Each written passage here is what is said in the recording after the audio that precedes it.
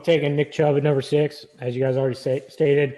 Nick Chubb's like he's Mr. Reliable over there at the Browns. He's guaranteed to get that 5 yards of carry. If not, he'd probably break one off every game for a long touchdown. So he's gonna be the every down back up in Cleveland now. So is he the second best running back in the AFC North behind Lamar Jackson? No, he's probably 3 or 4. I got J.K. Dobbins above him too. Oh my.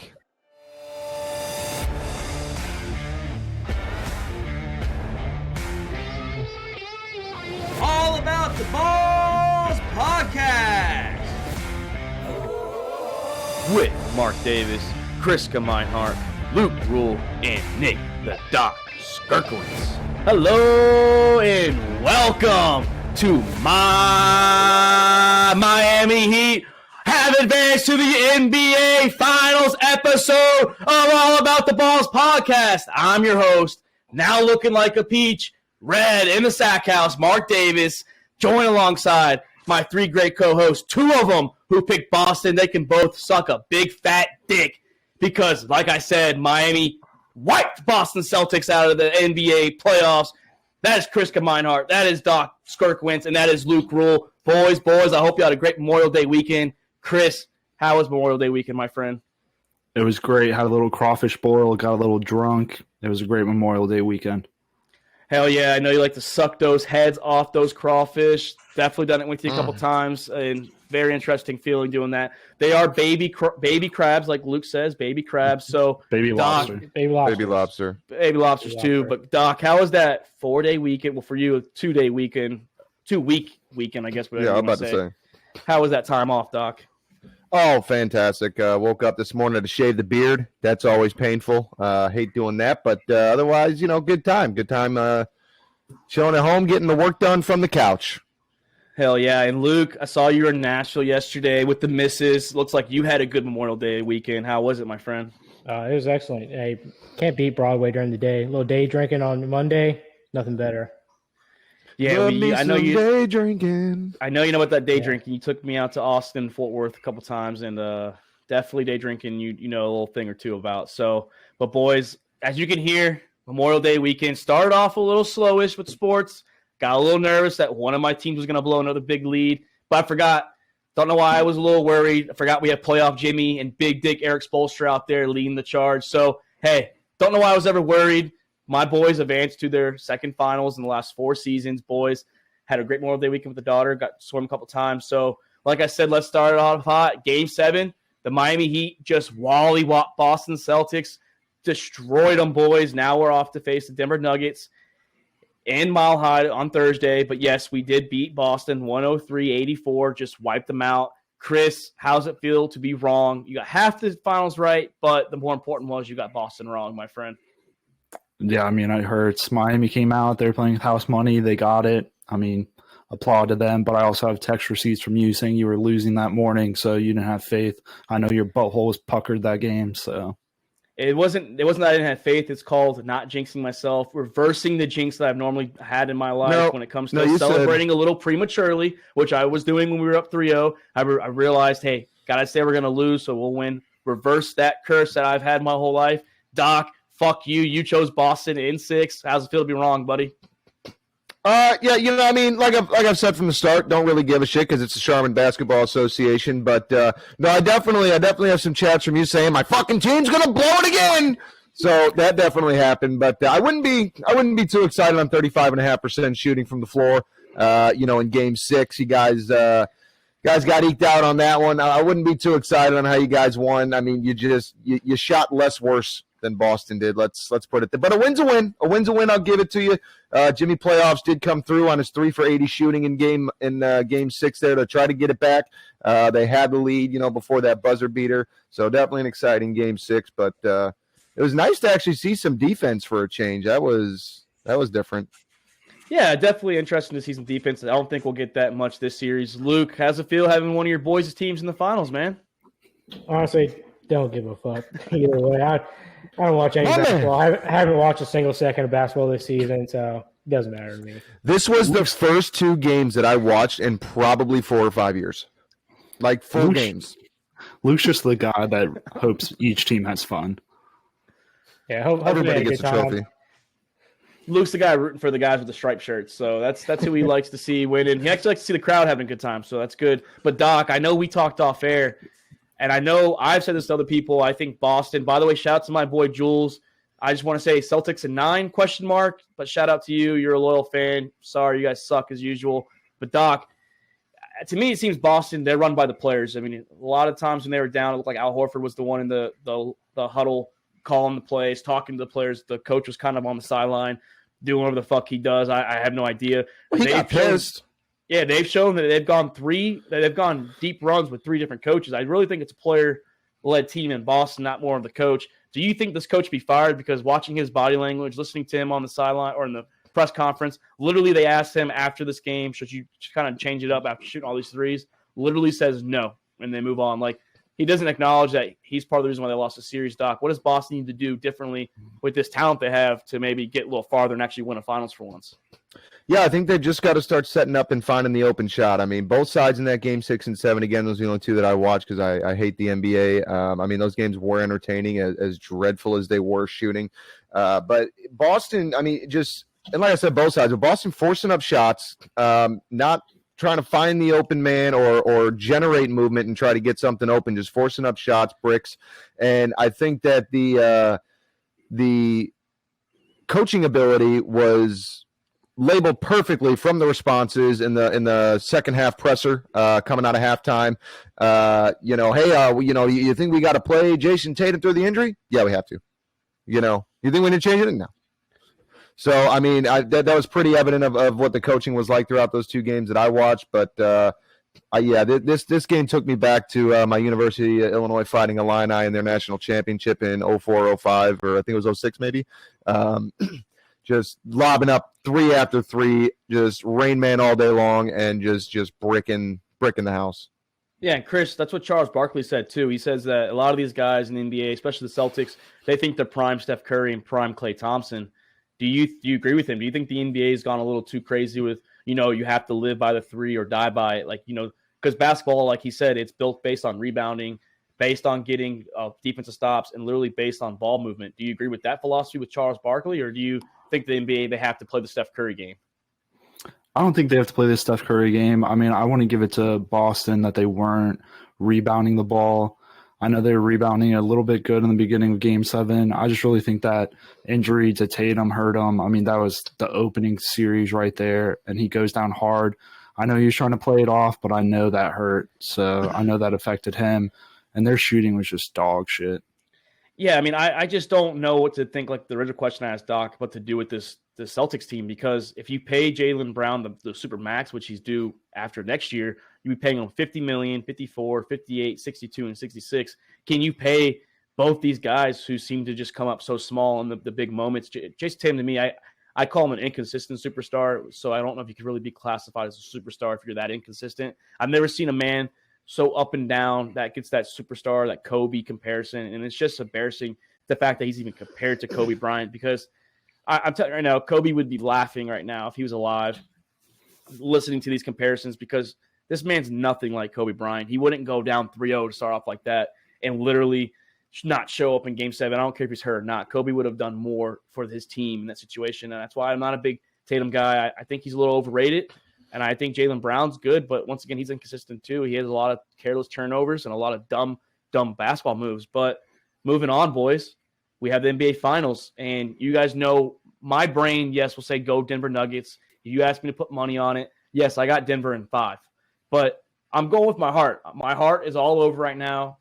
Fuck it. Why not us is my philosophy. We beat Milwaukee, who's the overall number 1 team in the whole NBA. We beat the Boston Celtics, who are the second best record in the NBA. Now we're going against the top dog, Western Conference champions, Joker, Jamal Murray, those boys from Denver. And you know what? The Lakers were literally in every single game. They were beatable. So I really think this Denver Nuggets can be beat with the right coaching and the right style. I think Bam finally wakes the fuck up and he attacks that paint like he does before. He had a rough second half of this series, but you know what? I think he's going to get back on track. I think Jimmy's going to be Jimmy and keep these undrafted players going. Chris, I got Heat in 7, by the way. Chris, who is your winner? How many games? And why is it that outcome? I mean, I would disagree that the Lakers were in it every single game. They were definitely in it a couple games, but the Celtics definitely can't, or the Denver Nuggets came up and just ground pounded them all in the paint. I'm going to go Denver in 4. Hot take right there. Also, side note, I don't know if you all saw, but the Denver Nuggets mascot gets paid $600,000 a year. Shoot me that application. I might just need to be a mascot in general. I don't care what sport it is. That's how much you're getting paid. And I think that you get paid more each round you get to, by the way. I think that's how it usually works for the team members. Doc, what's your projection, buddy, and why is that the reason?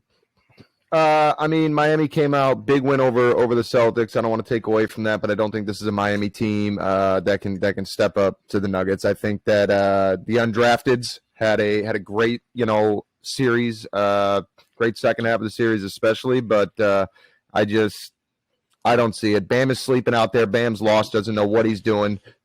Jimmy, if he can't get his shots together before the fourth quarter from the free throw line, I mean, Miami's going to be in trouble early.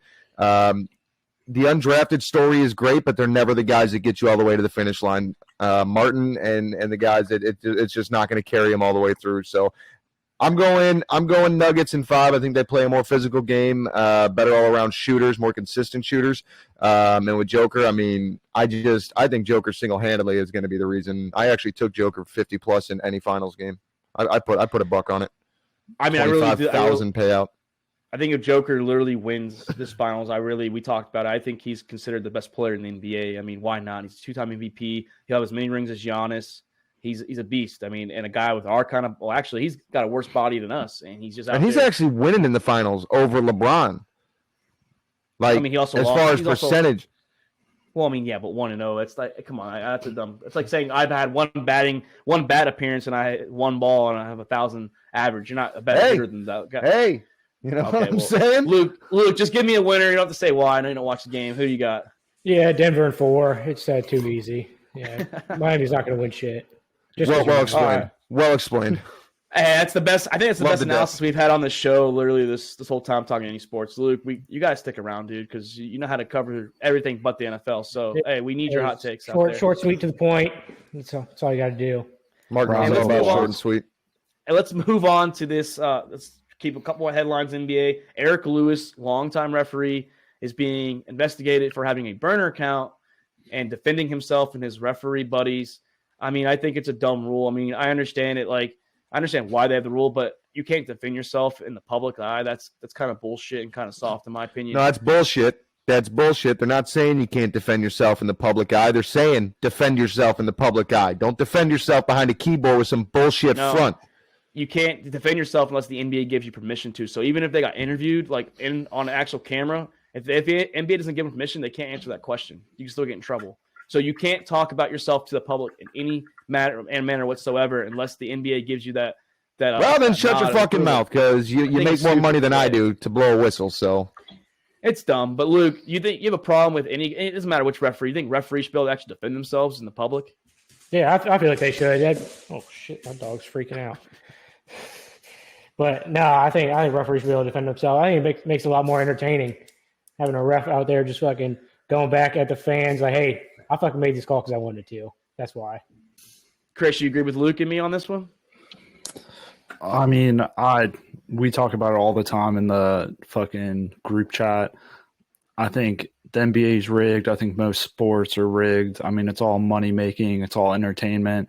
I mean, after watching the Netflix documentary about Tim, the ref that bet on all these games, and it just showed the inside of the NBA and how these refs work. I mean, it's hard. It's just these guys have too much power on the field or on the court to have the outcome that they want to happen. Oh man, I saw some soft fouls in those games in game 6 and 7 and some shit that should have been called that was just head scratching why they didn't. Oh, and that's the question, Doc, too, is game 6 before the fourth quarter, they were allowing them to play aggressive and actually play the game without calling it. And then as soon as the fourth quarter came, I swear, like, it's not just because I'm a Miami fan, but they were calling, even the commentators, like, and they're calling some ticky-tack fouls against Miami. Like, they had a hand on the back. And they were, Adebayo, like, put a hand on the back, like, just brushed him, and they threw one up at him. As Jason Tatum's grabbing his jersey to launch himself up, which is a penalty. So, I mean, I hate when refs do that. If you're going to be Got to protect the stars. Inconsistent, I get that. If you're bad the whole game and you're inconsistent, at least the NBA players, NFL players, MLB players, they know that. But if you're calling a game a specific 3/4 of the way and then you change it, that's the bullshit that I hate with the referees. It's just you can't flip it 3/4 of the way and then be inconsistent if you've already been that consistent somewhere else. If you're gonna be bad, be bad the whole game, not just one part of the game. I think referees should have mandatory press conferences after the game, post-game press conferences, so they can go over the calls in person to get questioned about it. Just like the players have to do when they play a fucking terrible game. Give it to the refs, too.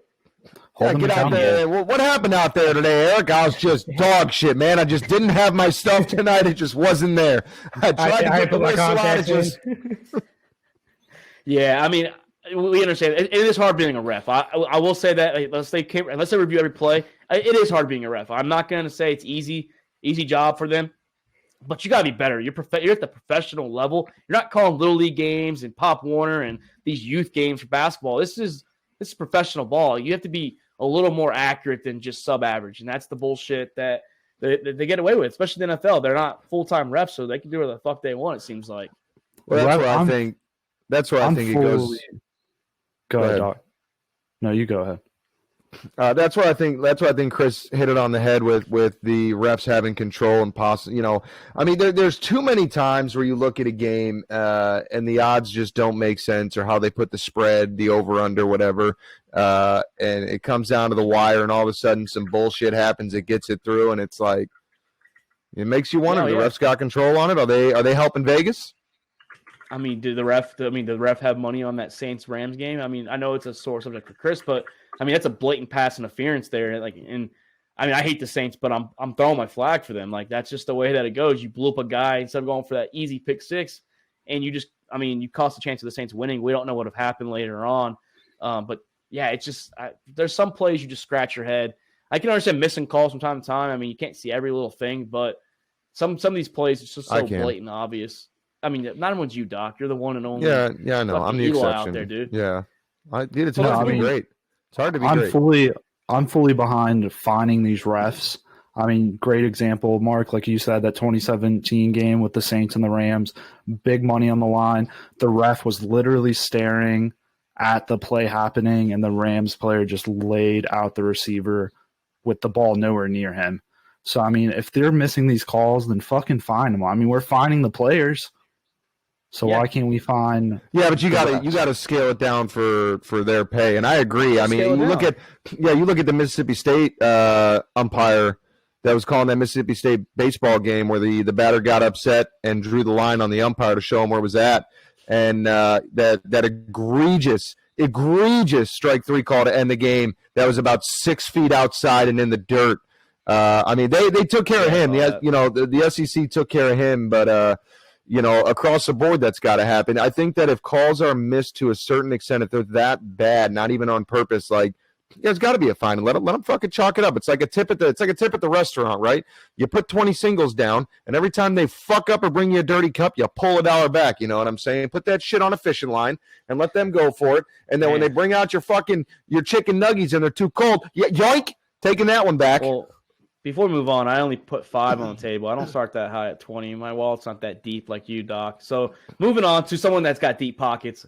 Bob Myers, the architect of the Golden State Warriors, literally built the dynasty from the ground up. I'll give him all the credit. I mean, he was part of that building with the core three they had. They also got Kevin Durant, also won without Kevin Durant. Built it up from the ground with Kevin Durant. Well, they won a title before Kevin Durant. I know. I'm fucking with you. So, Doc, though, I know we talked about it. We asked that when the Warriors lost to the Lakers. Is this the end of the dynasty? They have some contracts that are coming up, some decisions to be made. We also don't know who the president and the GM is going to be. Do you think this is it for the Warriors? No, I don't think so. I mean, we saw it kind of a couple of years ago, and they were battling some injuries and some roster problems, and they just tanked and fucking sacked it for a top pick in the draft to start that, get that depth again. Honestly, this is a team, because of the ability that Clay and Steph bring to this team. You keep them fat and happy and paid, and I mean, this is a different NBA than it was many, many years ago. It's not one team having a super three. It's not a couple of, it's not a superstar on multiple teams. This is now teams of superstars, top to bottom in the starting five. So there's plenty of depth in the NBA, guys that will be looking for money. the NBA can't afford to pay everybody max contracts, so you find the guy that you can afford, and under the right coaching, which we see in Golden State versus in Boston, the right coaching, and you get the right game plan, and you can make little guys into superstars. Yeah, I agree with you, Doc. I mean, it seems like this NBA playing field's leveled back out. Chris, do you think that this dynasty that we've seen since pretty much 2014, 2015 timeframe, is it time for them to start slowing down and packing up their bags and going somewhere else if they're aging bodies? I mean, we might see the effect of it next year and maybe the following year, but I completely agree with Doc. I think they're going to just stay in it. I mean, with Steph and them, you don't even need a coach with them. They're going to hold it down. You just need those supporting players that you can pay the league minimum on and help them. That's the problem with me. Bob Myers is leaving this team when they just paid Jordan Poole too much money. Clay's in a situation where he's starting to show a little bit of fatigue, and he's not the same Clay he once was before the injury, and Draymond's not that Draymond anymore. So they are in a situation where he gave him these contracts, and he says, "Deuces, boys, I'm going to be on another team in a couple of years probably, and I'll build the new dynasty somewhere else." And I mean, that's part of the game, but I mean, you just literally saw them get manhandled by the Lakers, and then you said, "Deuces, I'm done, boys." And moving on, just a quick little nugget: the Sixers and the Bucks did hire new coaches. The Sixers hired former NBA champion Nick Nurse, the former Raptors coach who got fired this year, and the Milwaukee Bucks hired Adrian Griffin, a Raptors assistant that Giannis pushed for. So both their teams that are playoff teams, and the Bucks are literally one of the better teams in the league, found their new coach. So let's move on. Boys, I don't know if y'all know this. Luke, I don't know if you saw Pat McAfee show. I know you watch it like me. Boston Connor revealed it today.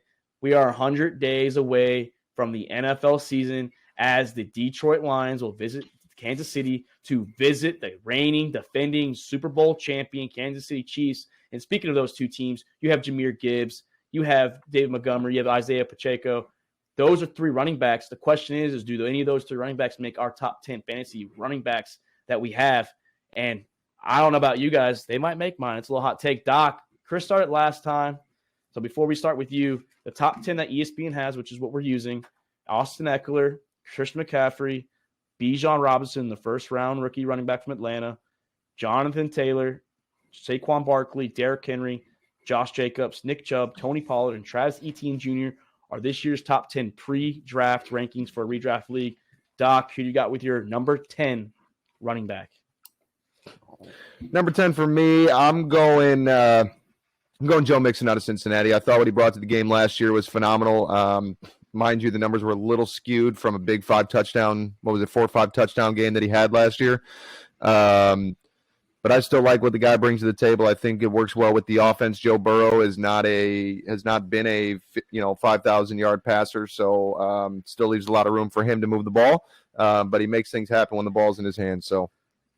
Yeah, I mean, I think me and Chris and Luke, we've agreed on that one. And also they drafted your boy Chase Brown at Illinois, who was one of the top running backs in college last year. So I think it's definitely they're gonna start easing him in slowly. I don't know right away, maybe from the jump. He might get the Kenneth Walker effect, maybe a little earlier. Luke, what you got with your number 10 pick? So for number 10, I had the Breece Hall from the Jets. So last year, rookie year, he was on pace to probably be rookie of the year before he tore his ACL. I think he comes back, hot start again, should be fully recovered by week 1. So I think I have him at number 10. So you're saying you have the number 1 pick in our league. You're not drafting Breece Hall number 1? Hey, you never know what's going to happen. It's possible. Chris, anything's possible. Chris, you have it 10. I have Tony Pollard over at Dallas. The backfield is now him, wide open. He can take the reins from Zeke. I mean, he had 91 rushing grade across the 2 years, which ranks 4th in the NFL. He also had the highest yards per carry with 5.3 yards and the second highest yards after tackle with 3.7. So, I mean, I think he's going to put on a show in Dallas. Luke, do you kind of get that feeling? I know we talked about him last year. Do you think Deuce Vaughn can maybe get some of those third down looks and take some of that spotlight from Tony Pollard, who's coming back from an injury? Oh, yeah, I think Deuce Vaughn, he was a beast at Kansas State. So he's got a good chance to get some good third down running back reps in, a little pass catcher out of the backfield. And he's small enough he can hide behind this big offensive lineman that Dallas has as well. Doc, you like Tony Pollard, though? You think he's going to bounce back from the injury pretty fairly this well, or you think he's going to start a little slow? I mean, it might be a little tender coming back just to ease him back in and make sure that the workload's not too much and put him right back where he landed. But I think if you're talking a game, maybe 2 at the absolute most before he's back in the saddle and he's kicking ass out there in that Dallas backfield. Yeah, Chris, I unfortunately don't have Tony Pollard in my top 10 just because I do think Deuce Vaughn's going to get some looks. I'm not sure about that injury, and that's why I had Breece Hall at number 10 as well with Luke. I think they're going to ease Breece Hall into that lineup. He's going to start, but I think they're going to ease him in there, not give him all the looks right away. I know they have Aaron Rodgers coming there. They still got Michael Carter, so they have a good 1-2 punch. I do think, though, when the second half of the season comes around, he's going to start to turn around. He's going to get that peak up a little bit, and he's going to start getting good again. And I think he's going to take that 10th fantasy spot this year. Doc, who's your 9th running back? 9th, I actually went with Tony Pollard because, like I said, I think it's going to be a quick bounce back coming back off that injury. I don't think it's going to be too bad. And then, like the boys said, it's he's got the open backfield now. Zeke's gone. The cancer's gone. Ever since he got that contract, he's just kind of been a crutch on Dallas. He hasn't been putting up the numbers. He hasn't been doing the work. And now that he's out of the way, opens up the lane for Tony Pollard. Yeah, I mean, that's definitely a good take there. I think that it is his contract year. He's playing on a tag. So, I mean, he's definitely going to be out there to prove something. And we know Dak's going down in like week 6. Here we go. Luke, who you got number 9, buddy? So number 9 for me is going to be Bijan Robinson, rookie running back out of Texas for the Atlanta Falcons now. Damn. Dude is a stud out of Texas. And Falcons have no passing game. Ritter's terrible. So I think Bijan Robinson's going to have an open backfield to just take it over the reins. They might just try and give Cordero a shot back there in the quarterback position. Chris, what's up with these? What's up with these guys not in the NFC South? They're just dog shit in our division, man. It's getting annoying, isn't it? Because you're worse than the NFC North, and that's hard to do. Chris, you have at number 9, buddy. Have the Bears won a playoff game yet since this decade? Why you gotta get personal? Oh, man? okay. I didn't say So, shit. Yeah, wait, you're in that division too. My bad. Yeah. So number 9, I'm going with Luke here. Bijan Robinson. This is just a hard one to place. I think he's going to be somewhere up here in the top 10 or maybe 15. But I mean, he was the number 1 running back coming out of the draft. In college, he had a 40% broken tackle rate. He kind of looks like the knockoff AK. So we'll see. Yeah. I want to say about that. We know the man doesn't have to transfer to get playing time. So, but with my number 9, I got Travis Etienne Jr. I think that he's going to be a stud this year. Another year with Doug Peterson out there. He's a year healthier now. Obviously, he came off that injury last year, and we saw what he was doing. I think they're going to start not stacking the box as much now because they have Trevor Lawrence. And like Luke said last episode, they have a little bit more weapons out there in Duval County. So that definitely opens the box there for Travis Etienne, who's also a passing threat as well to catch the ball out of the backfield. He's, in my opinion, a 3-down back, and I think he's going to get a lot of playing time this year. I think Duval County's got something brewing up there with Trevor Lawrence, Calvin Ridley, and Travis Etienne Jr., boys. Doc, number 8 for you, buddy. Number 8, I am going, and I kind of feel bad having him this down low. I'm not super thrilled with my top 10 over a couple of reasons, but I'm going Nick Chubb here. Nick, the big dick swinging energy Chubb. Always an absolute animal. I had a lot of concerns when they picked up the NFL's best kicker in the game in Kareem Hunt. But after seeing what he's still been able to do with sharing the touches with Hunt, the guy still puts on an absolute show. I mean, it's almost like every game you can expect 200 yards on just 10 touches. Doc, I think the theme of your top 10 so far, because you said off air, is that you're not confident with your top 10. So if anyone's listening, maybe not best listening to Doc's top 10. He's not confident in everyone. No, I'm confident in most. There's a couple for injury reasons that I'm not sure I want to go with. Luke, who's your number 8, buddy? So for number 8, I got Travis Etienne Jr. from the Jags. Dude, every down back, he's going to be seeing a lot of touches. Only concern with him is probably injury concerns. He got a little banged up last season, out a few games, but I like Travis Etienne. Dude's a stud. His brother's a stud down in Florida too, so we'll see what he does. Chris, you rocking the Duval County train with me and Luke, or you got something different? No, I got something different here. I got Ramondre Stevenson. He was a running back 13 in week 5 to 16 when Damian Harris was either out or only 100% finished or playing. He finished third in route participation as a running back and targets among running backs. He was en route to finish as running back 10, and that was not fueled by touchdowns. This man was the worst running back converting a touchdown within the 10-yard line. So, I mean, I think if he gets those touchdowns in, that man's going to skyrocket. Yeah, I mean, in ESPN last year, he was number 7 when it finished. So, like you said, if he's top 10 without touchdowns, just wait till he starts gathering those touchdowns. My number 8 is Nick Chubb. I agree with Doc on that one. I think he started off so hot last year, and then just when Deshaun Watson finally came back, who they paid all that money, it's obviously going to take away some of that running back production because you're going to use the quarterback you paid all that money guaranteed to. And I think that maybe this year Kevin Stefanski can actually start using Nick Chubb because he's a running coach. He knows how to get running backs involved. He had a hell of a running game in Minnesota. He obviously had Kareem Hunt and Nick Chubb. Kareem Hunt's gone. So they still have Dearness Johnson, whatever his name is, out there. But it's definitely Nick Chubb's backfield. He doesn't really have to share much playing time. I think now maybe Deshaun Watson and him can get on the same chemistry. Now you have a year together, a whole train together. I think he can still get that top 10 spot. So, Doc, I like that take you had too. And you cannot waste a guy like Nick Chubb, a natural talent.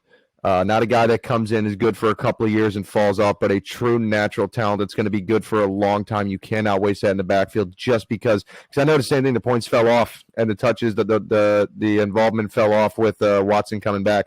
You got to find a way to keep him in the mix. He's too good. Yes, because that's the key to running backs in this league is especially it doesn't matter if it's one or two committee by backfield. You have to have that running game so that it makes them stack the box a little bit. Yep. Yeah. So, and we'll break down what our takes on running backs is after how important they are in fantasy too. Luke, who do you got at number 8? Or I'm sorry, number 7. Oh, I'm sorry. Oh, you're going to ask me? Yeah, goddamn, Doc, ask me. Doc, you're talking about that. Number 7 for you, Doc. Number 7 for me, I'm going the man, Derrick Henry out of Tennessee. I mean, the numbers speak for themselves. A little bit of injury concern as of late, but I think he's going to come back strong. And with Tannehill still manning the helm back there, I think it's still going to be a run-heavy offense in the backfield. Yeah, I think we can all agree. Chris, you kind of agree with that too. Derrick Henry is still going to be like that guy that carries the team no matter what. I mean, honestly, I have Derrick Henry out of my top 10, barely though. That offense is absolute trash. We don't know who's at quarterback. Is it going to be Will Levis? Is it going to be Ryan Tannehill? It don't matter. We're talking running backs. A quarterback don't affect shit. Whether it's Will Levis or not, it's a rookie pass, and he's still going to get his touches. A quarterback does matter, and I'll give you an example when we hit my running back at number 7, but that offense is garbage right now, and he's old. Luke, break the ice right here. Who's your 7th running back? So number 7 for me is be Tony Pollard out of Dallas. I think he's be a 3-down back for the majority of the time. Deuce Vaughn, I don't know if he's going to be able to play at the NFL level just yet. He's very small. Deuce Vaughn's best thing is he's small and he can get behind linemen, but I don't know how it's going to convert to when he's playing against NFL players. So I think Tony Pollard's proven, even with Zeke there, that he can still be the star of the show in Dallas. I mean, there's been some good short running backs. I know we had Darren Sproles, former Saint, former Eagle, former Charger. They don't all work out. So yeah, they don't. I'm a big Deuce Vaughn fan, so I'd like to see him do well. It's kind of cool. His dad drafted him in Dallas. So definitely a good story out of the draft. Cool story out of Dallas, but we'll see. I like Tony Pollard though. Every down back, reliable. Some minor injury concerns for him, but I like him. Chris, I know you were a little heated there with Doc. Who's that 7th running back for you? Number 7, I have Nick Chubb. I mean, this man had 5 yards per carry, 16.6 points per game. He also had 64% backfield opportunity. That's only going to go up with Kareem Hunt leaving. And then little fact here, because quarterbacks don't matter for running backs. From week 1 to 12, before Watson got on the field, Chubb was running back 4. When Watson got on the field, week 13 through 17, Nick Chubb was running back 33. So tell me that a quarterback doesn't matter. Buddy, there is a difference between fucking Deshaun Watson and Ryan Tannehill. And Will Levis is not going to bring enough of an arm to limit Derrick Henry in the backfield. Well, you also got to look at the time of the year, too. The Browns were out of the playoffs pretty much, and they were just trying to get Watson back into that playing time, get that rust off. So maybe now this will change a little bit with that. Now that Watson got some of that playing time back, and maybe the Cleveland Browns are actually be good this year, which I think they will be more competitive. Maybe now they start to incorporate both. I do think Derrick Henry, though, Chris, is going to still be the bulk of that offense. I mean, as long as the line can – that's the only problem to me is the O-line. We don't know what they're going to be to block for Derrick Henry. But a quarterback does matter, though, Doc, unfortunately. But no, okay. Let me rephrase. A quarterback matters with the right talent and package going in there. But Tennessee ain't got a quarterback that's going to make a difference on it. Exactly. So if Tennessee doesn't have a quarterback to make a difference, they have no wide receivers, they have no offense. They know that Derrick Henry is their offense. What are they going to do? They're going to load the box. They're going to fucking send find everybody. a hole. They've been doing that for years. The man's old. He's not going to find a hole. They've been doing it for years, but they had A.J. Brown. Look what happened when they traded him. Yeah, I honestly think Henry's going to find an injury again this year anyways. Well, you said what happens when they traded him. Last year, Derrick Henry was running back 4 without A.J. Brown and without Ryan Tannehill. Half the year, it seemed like, with Malik Willis. I don't know. I think he's going to take a little fall this year. He's old. That offense is trash. 7 is a fall. 7 is definitely a fall from grace from where he's usually at. And number 7 for me, boys, is Bijan Robinson, my Texas Longhorn and now Atlanta Falcon running back. God bless. He's on both my teams. I do kind of understand the situation. I don't know where to rank him. Like Chris said, it's a hard spot for him. I do think, which I was telling Luke before we got on, Tyler Algier was a 1,000-yard rusher last year in his rookie season out of BYU. So it's not like the kid can't play. I do think that our coach, Arthur Davis, is a good running back coach. He definitely worked that with Derrick Henry. He's had good success with Atlanta with the running backs that we've had with Cordell Patterson actually making him look like a running back instead of a wide receiver. I just don't know how much of the full looks that Bijan Robinson's going to get. I know people project him to get that looks because he's a first-round running back, the 7th overall pick, but you can't sleep on Algier as well, and that's the problem is we have 2 good running backs, so how much can you just feed Bijan, who is a 3-down back, but you can't just not include the other running backs. This league is built by the committee. Doc, who's your number 6 running back? Number 6 for me, I am coming out of Las Vegas with Josh Jacobs, just an absolute stud, monster in the backfield. I think he was number 1 overall in fantasy points or points per game or something last year. Number 3 last year. Number 3? Okay. I know he put up beast numbers last year, just an all-around stud, and bringing in Derek Carr, 2.5 out there in Vegas, it's going to fit right into the scheme that they've been running. Actually, I think Garoppolo is a huge step down from Derek Carr, if I can be fair. But I think Josh is still going to get his touches and get his paycheck. There's a chance that Jimmy G might not even be on the team. If he can't pass his physical, they can waive him, and it won't cost him anything. Luke, who do you got number 6? That's going to suck not taking advantage in the draft. So I'm taking Nick Chubb at number 6, as you guys already stated. Nick Chubb's like he's Mr. Reliable over there at the Browns. He's guaranteed to get that 5 yards of carry. If not, he'd probably break one off every game for a long touchdown. So he's gonna be the every down back up in Cleveland now. So is he the second best running back in the AFC North behind Lamar Jackson? No, he's probably 3 or 4. I got J.K. Dobbins above him too. Oh my. Oh yeah! Stop the cap! Stop.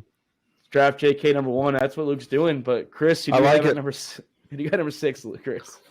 I'm gonna agree with Doc here. I got Josh Jacobs. I mean, he was a bell cow for the Raiders last season. He averaged 19.3 points per game. He led the NFL in touches through 17 weeks. The only thing, the offense is a mess. Is Jimmy G going to be their quarterback? We don't know. And then, I mean, he was also a top 20 running back his whole 4-year career. So I have Josh Jacobs stepping up again. Yeah, definitely. He's playing on another contract year. He got tagged after they declined his 5th-year option the year before that. So he's definitely playing for that contract. Running backs like to ball out in that contract year. But my number 6 is definitely a hot take. ESPN doesn't even have – I think ESPN has like number 17 or something. I'm going Kenneth Walker, the 3rd, out of Seattle at number 6. I think after his rookie season, I know they drafted a couple rookie running backs. That man, with that 3 receiver they have out there, he's going to get a lot of looks out of the backfield. If they start to realize he can catch out of the backfield as well. I mean, I'm telling you right now, Kenneth Walker in the 1st round, I mean, I think I'd get him in the 2nd round with number 12, number 1 pick, and I think it'll be a steal for me. But I do think Kenneth Walker is going to be a top 10 quarterback. Luke, who's your 5th? I'm sorry, Chris. What a quarterback, just slinging it out there in the backfield. Yeah, my bad. This isn't Lamar Jackson. Look at the arm on this guy.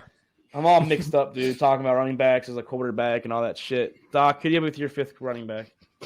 Number 5, this is where I kind of get worried with 5 and 4 because of the injuries. Number 5, I'm going to go Saquon Barkley because the dual threat running back. He can hit it from both angles for the Giants. But, again, the injury bug has been getting him the last couple of years, so I got some concerns there. But I'm going Saquon. Yeah, I know Chris had an issue with Saquon, I think his 2nd season in the league when he drafted him. He still got to the championship and won. Luke, could you have it your 5th running back? So number 5 is going to be Jonathan Taylor for me. So he had a monster rookie year, then went into that sophomore slump. I think he brings it back with Anthony Richardson this year. Yeah, I mean, I actually don't have JT in the top 10 at all. That's definitely a hot take for me compared to what a lot of people are saying he's going to bounce back. Chris, are you a JT believer here, or do you have someone else? I got somebody else here, Mark. I mean, I don't know if you're in the desert with me or what with these hot takes, but I got Kenneth Walker as well right here. I mean, he was a running back 8 after week 6 through 17 when Rashad Penny went out. He averaged 16.4 fantasy points per game. He also had 70% plus snaps carrying the ball 23 times per game. So, I mean, I think he's going to have a monster sophomore season. I have Kenneth Walker easily in my top 10. Man, I'm just telling you, it's good when someone on the show agrees with me. I'm telling you, I'm a big Kenneth Walker fan. I'm a little biased because, like I said, I had him last year. He helped me get to the championship. I think he started to fall off a little bit because Seattle started getting pass heavy, and that was what kind of, my opinion, took them out of some games. They were just relying so much on Geno and not letting the overall team aspect of the game get to them. But I'm going to go with what some of you guys are saying. I'm going to go Josh Jacobs at 5. I definitely think no matter who the quarterback is, he's going to be heavily involved. I think Vegas and Josh McDaniels realized how important he is to that team. He's still fairly young, really hasn't had a lot of wear and tear on his body. He's playing for that contract. He's in a big contract year. So, like I said, I'm big on contract years. I had made that mistake a couple of years ago. I remember with Chris, we did that with AK. I passed on AK. I had a chance to go for him, and he fucking broke off. And ever since then, I'm a true believer. Contract years are important. I'm going Josh Jacobs at 5. Doc, top 4. Do you got number 4, buddy? Number 4, this is where I am coming in with the Indy stud, Jonathan Taylor. Like it was mentioned earlier, the sophomore season was a concern. He did miss over a third of the season, playing in only 11 games. So obviously that drives the numbers down. Still, the numbers that he had in the games that he played weren't impressive. But let's be real, Indy was lost in every form last season. Indy just looked like an absolute nightmare. So I think that everything was just kind of thrown around and nobody really knew what the hell was going on. And I'm hoping this year, they come back in with a little more discipline, a little more structure in that offense, and hopefully we see some results out of JT this year. Yeah, I mean, he's definitely trying to bounce back. He said he had a shit year. He only had a couple good games, and I traded him, so I was happy to get rid of him last year. Luke, who do you have at number 4? So no big surprise here. I'm going Josh Jacobs. Contract year for him. He is going to be the Raiders' offense this year. Don't know if Jimmy G's be a quarterback or whatnot, but they also have Josh Jacobs balled out last year. He's going to ball out again this year. Yeah, I think the consensus is Josh Jacobs is going to have another good year. I think Vegas slept on that last year going into his last year. Played him in the fucking the Hall of Fame game, which is you don't play your good players in that game. So they had him play that game, and I guess it worked out for Josh Jacobs in the long run. Chris, who's your 4th running back? I got Saquon here. I mean, he finished running back 6 on Fantasy Pros. He got the 2nd overall touches with 352.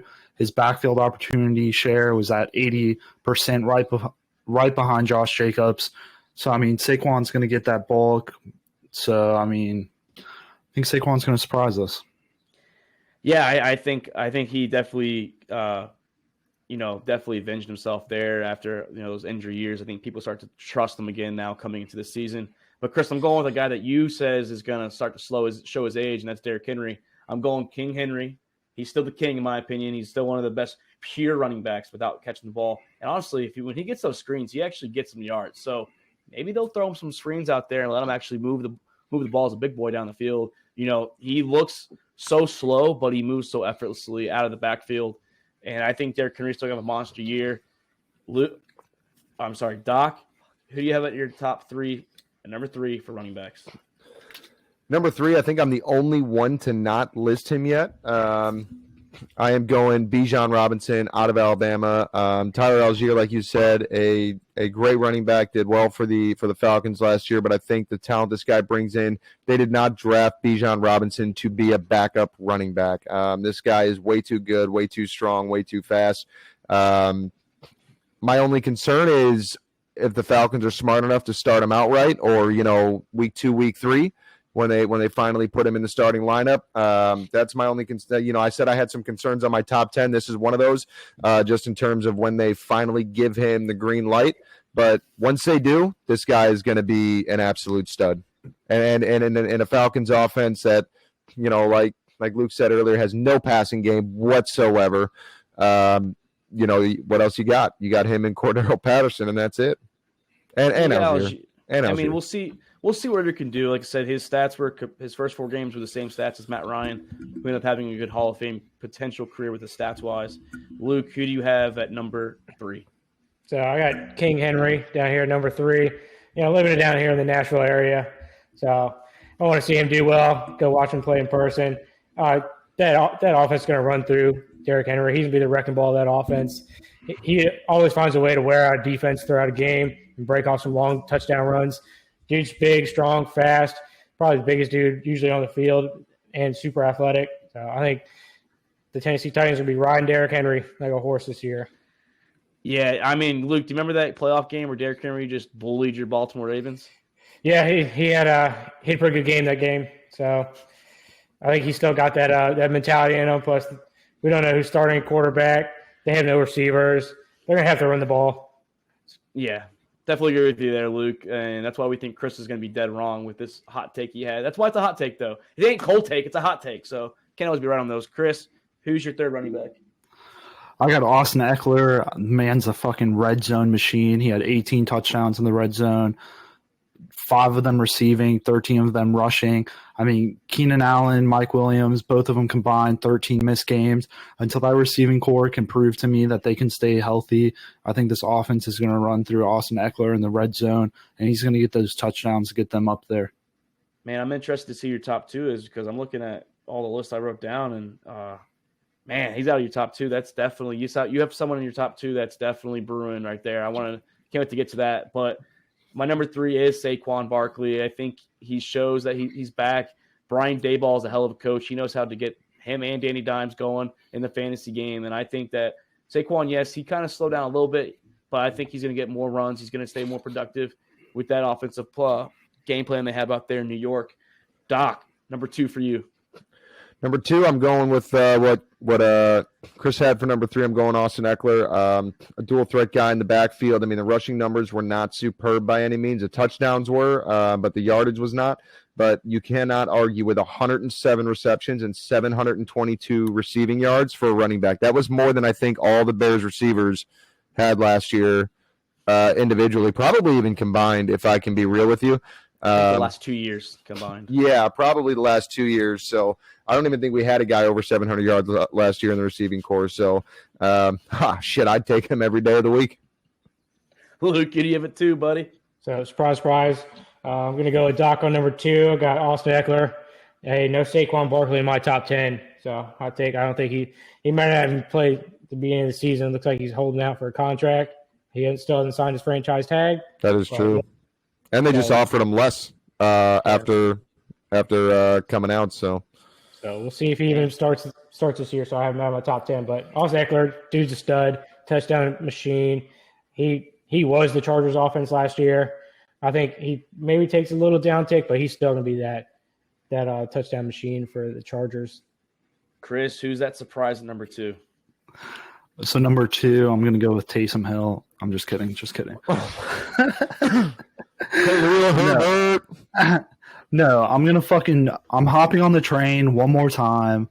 I'm going Jonathan Taylor. He's going to have a comeback this year. I mean, he did underperform last year, 12.6 points per game. He's going to have a bounce back. Like Doc said, the Colts organization was just dog shit. They didn't know what was happening. He was a top 8 running back with usage, and he had 4th in touches per game. when he did return from his injury, week 10 through 13, he was running back 3, so he had it in him. I think it's going to be a healthy year for him. I think he's bouncing back. Year 3, he's going to be the second running back. Yeah, maybe I'm a little hurt because I was told to draft him last year, did it anyways, didn't go ballsy and draft Christian, who I wanted to go. But number 2 for me, I'm going Austin Eckler. Like everything you guys have said, the man's a beast. He's once again playing for a contract too. So, and it doesn't seem like he has much wear and tear on his body. He didn't start off as a starter right away, so he still has some more years after this year to still produce and ball out. So I'm going Austin Eckler number 2. And I think it's pretty safe to say, number 1, we all have the same guy. So with that being said, I think this will be Luke's first pick, boys, in our draft. He's done it before. It's Christian McCaffrey, number 1 for all of us. If anyone's got any disagreements, say something now, because I don't think anyone's got CMC outside number 1 going into this year. He's in the right system, boys. Kyle Shanahan knows how to play those running backs, and he's going to keep them healthy. If you are you're muted, Luke. For once, it's not me, and that's a nice feeling. If you are listening to this and you need an explanation as to why CMC is number 1, you got no business in fantasy football. Don't even ask me. I'm not going to waste my time explaining it to you. The guy's a stud, and that's all there is to it. Yeah, check it out. CMC is Mr. Do It all over the 49ers. He can throw the ball, run the ball, catch the ball. I mean, he did all the same thing in one game. First 49ers player to do that in how long? One of his first games, right? He threw a touchdown, right? I think it was like his second game over there. He had a receiving, rushing, and throwing touchdown. Well, Garoppolo will do it. Mr. Do It all over there. His second game in San Fran, he had 40-plus points in fantasy. Yeah, the man's a beast, and I'm sorry, Luke. I know you're gonna hold off, but you are drafting Chris McCaffrey, and I don't blame you. I mean, that's just what it is. That's the way. I don't know. I'm thinking about a receiver at number 1, so we'll see. I'm thinking about a kicker. No, and speaking of that's a legitimate question. That's a legitimate question. Is I've been listening to some of these fantasy shows. Speaking of strategies, is we know in the past in the redraft leagues, running backs are so important, but it does seem like these wide receivers are starting to become more important because running backs are starting to become more of a committee. So it's hard to find out who that running back is. They're also the shelf at that year is a little more shaky. Chris, do you see outside the first pick with Christian McCaffrey, ultimately who we think is going to be? Luke can play hardball he wants to. It's dumb not to choose Christian and take that chance. But do you think guys like Jamar Chase and Justin Jefferson, like Tyreek Hill, they could be the 3 of the top 5 picks, and they could actually pass running backs down to the bottom end of the first round? Yeah, I mean, you have your outliers, like you said, JJ, Jamar, those top wide receivers definitely coming out in the top 5. But if you have those one backfields where it's just one guy like Christian McCaffrey, Derrick Henry, Josh Jacobs, Nick Chubb, like you're going to have to take them if they're there on the board because running backs are, like you said, most of them are all committees. So, and then you have all these wide receivers taking passes or taking catches, and you got all these rookies coming up. So you're going to have to take running backs where you can get them. Yeah, and Doc, and you said last year you found some steals, some like late round gems. Like I said, I found Kenneth Walker later in the draft. I know you did as well. You're in that 9th spot. I mean, speaking like me and you can talk for the back end of the first round. You don't tell me you're going to go, who you're targeting. We don't want to know that. But are you more considerable thinking of wide receiver in that 9th spot, or maybe a running back? Because we can get a running back on the turn coming back in round 2. Yeah, I mean, it all depends. Like the guys said, it depends on the wide receiver. There are a couple outliers: Tyreek Hill, Justin Jefferson, both guys that absolutely. Jamar Chase again also in there, but I mean, outside of that, I don't know if there's really one worth taking because you look at the numbers and what running backs get, especially if you take a receiver over a receiving running back like CMC number 1 or an Austin Eckler at number 1, I mean, you're just out of your fucking mind. So, I mean, he's giving you the best of both worlds. So, I think it's still going to be very heavily relied on the running back because even where we see some kind of multi-back committees, they're still putting up more points than what wide receivers are getting. And it's a lot more consistent on the running side of the ball than on the receiving side. And Luke, you have that first pick. So, I know the strategy for you is you know who you're going to draft. I mean, you ultimately have an idea who you're going to go, and you have to wait so long. And you can say because nobody's going to get him before you. Yeah, no one's going to get him before you. So we just know that. Oh, I know whoever you're going to pick won't be there. I know. Come on, Luke. Who are you taking? Come on, Luke. The strategy though is do you go running back? Somebody can get hurt in training camp. You never know. But the question though is at number one, is it running back and then you fall 2 receivers after that, or like what is the strategy at number 1? I mean, I was there last year, so I mean I know that feeling. Yeah, I mean, number 1's like good and bad. So you get probably the best player, but it's a huge risk taking that best player at number 1 because you don't know what's going to happen. I took Christian McCaffrey a few years ago, and he was hurt half the season. So we'll see. And normally the number 1 running back the year after they fail. So that was Austin Eckler. So just don't draft him. But I got round 2. I'm 24 or 23 players have been taken off the board before I get a pick again. So do I take another running back and hope for the best at wide receiver, or do I just take one of the best wide receivers available? So it's tough for that second pick for the. And running backs go down a lot more, and you see a lot more backup and get a lot more opportunity off the waiver wire. Or do you get lucky like I did last year? I found Nick Chubb at the end of the second round, and I had AJ Brown as well. So I mean, you can get that wide or that you'll at least get a wide receiver there. But the question is when you get that second running back. It's all about how the players fall on the board. So we'll see. Yeah, and speaking of players, I don't know how these are considered players, but Baker Mayfield and Kyle Trask, boys. I know, Luke, you're a big Baker believer. I honestly think he's not that good. I didn't think he was that good in Cleveland. He got him a playoff win. It looks like we've seen the highlights in OTAs. They can't hit fucking water if they fell off a boat, man. They look like dog shit. Are they competing, Luke, for the worst quarterback in the NFL this year? Starting quarterback. So what you're seeing is these videos, they're taking the videos of the worst plays from these OTAs. I'm sure these guys are hitting receivers. They're just not showing it. I don't know. Maybe they're trying to make Tampa Bay look bad, and then they'll come out. Baker just light it up for Tampa Bay. So you never know what's going to happen. Yeah, Doc, I mean, I don't know if you've seen it, but, I mean, yeah, like Luke said, they're showing the bad videos. I mean, still, I mean, they're hitting them pretty off. I know the wide receiver looks like he slows down a couple times, but it's OTAs. You shouldn't be missing that bad. Even if you're going to miss, you can't miss that like, you're that inaccurate. That's pretty horrible. This is the point of OTAs, though. They're starting to learn the system, learn the players. Baker's new in that system. Give him some time. Wait till the preseason. I'm sure Baker's going to get a little playing time. Doc? Yep. Sorry, yeah, that was pretty much exactly what I was going to say. So, yep. Chris, is this going to be the worst QB in the NFC South, though, the winner of this job? Fuck Baker Mayfield. I mean, I defended him hard when you were shitting on him last year. When you were shitting on him last year, Mark, I was like, the Browns just wasn't him. He just didn't have the support. And then I was defending him. I was like, he's going to be hot shit in Carolina. And then he failed me. Fuck Baker. God, I'm so and fuck glad. Kyle Trask. Just glad I can hear that come out of someone's mouth. I defended Baker for fucking years since he came into the league. I love the guy when he came into the league, and he is probably my worst prediction to this day ever that I've made for a guy to shit the bed so hard. Yeah, I'm not a Baker guy, boys. I just don't think he has what it takes. And speaking of what it takes, George Pickens believes he had what it takes to be a Pro Bowl wide receiver last year with his 50-something catches, 800 yards, 4 touchdowns, or something like that. Chris, did this man truly get snubbed? Not at all. I mean, Tyler Huntley did go to the Pro Bowl, so I mean, what is the Pro Bowl anymore? But he did not. He didn't have the numbers. Is it really like? Is this guy? Is he so insecure about his ability that he only cares about a fucking Pro Bowl? That's his goal for 23 is to be a future Pro Bowler, not a Super Bowl champion, a Pro Bowler. Doc, is that pretty weak? No. I mean, the Pro Bowl is what you play for. You know, we don't play for championships. We don't play for the playoffs. We play for Pro Bowls, and you better put some fucking respect on all fucking 52 catches and 4 touchdowns that he had. Okay, because the guy was an absolute monster. He was a goddamn skyscraper out there pulling him down in the red zone. Okay, so you better put some respect on it.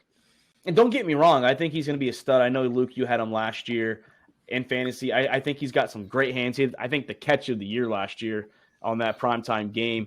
Luke, do you think it's such a big worry to be worried about Pro Bowls instead of the actual playoff wins? No, Pro Bowls are just a popularity contest over there. It's a fan vote. Just who the fans like. Yeah, I'm not saying Pickens was that good last year. Do put up a couple of highlight catches, but I drafted him in fantasy, ended up dropping him like 3 weeks later. Yeah, they don't even one catch a game. I don't even know why you care so goddamn much when they don't even play football in the Pro Bowl. Yeah, it's a dance off for Mac Jones in the end zone. Popularity contest. 100%. Yeah, I mean, and Snoop Huntley got, I think he was the 7th or 8th alternate. So, like, I mean, obviously you have the quarterbacks. Dude's a dog. Yeah, I mean, he has played in the quarter amount of games with Lamar Jackson in the playoffs. So, and maybe he'll be the playoffs this year. We don't know how long Lamar will last. So Take Lamar number 1. Yeah, I mean, he is the best running back in the NFL. So He is. He is. Well, actually, Justin Well, Fields. Justin might be. I don't know. We got receivers now. So do the Ravens. So, yeah. Well, they got like 3/4 of a knee, and then they got a rookie. So 3/4 of an ACL. 3/4 of an ACL. Excuse me. Bateman's back too. He's a former first-round pick. He was. Oh yeah, I like what him. I'm hearing is both QBs will be throwing for 12,000 yards combined. Write that down. No, each. We'll pencil that in, and then each. The both win. Well, I mean, Lamar will win MVP. Justin will win Offensive Player of the Year. Give the respect to the aging or the older quarterback Lamar. Lamar's it's gonna be Justin Fields, Lamar Jackson Super Bowl. It'll be out now. Yep. It'll be a little asterisk year for MVP, just like UCF won the national championship in 2017. Lamar and Justin will win MVP. Natty champs right there. Yep. Yeah, put some respect on that. And put some respect, guys.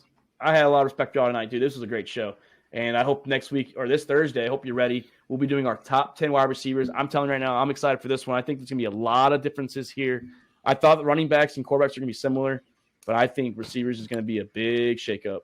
I'm going to tell you right now, if you don't have Chase Claypool in your top 10, all of you are dead to me. It's going to be tough if he's in there. I don't know. I mean, he is worth a second round pick for trade rights. So hell, man, he might be my number 2 wide receiver. 31 overall, right? Wasn't it 31 overall? It was our pick that we gave up. Yeah, you get the 32nd. Well, 31 because Miami fucked up. Yeah, so really, like Pat and them says, it's technically a first round pick because the first 32 picks normally are first rounders. But he would have been a 33 pick if they didn't have that fuck up in Miami. We're trying to cheat the system. Hey, if you ain't cheating, you ain't trying. But boys, we don't have to cheat to be successful on this show. And Chris, glad to have you back in the Sack House. Glad to hear you had a good Memorial Day weekend, my friend. Glad that you're not wearing that jacket during summer too, man. Hey, it's cold. It's still cold in here. I regret it.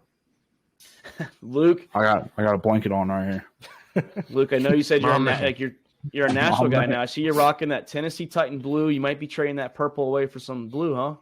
No, not a chance. Hey, super pissed off that the Ravens away game in Tennessee is actually going to be played in London. I was really hopeful I was going to go watch the Ravens play Tennessee Titans here in Nashville, but apparently they're going across the pond to play in London, so it's a big fucking fuck me. Just go to London. You can always go.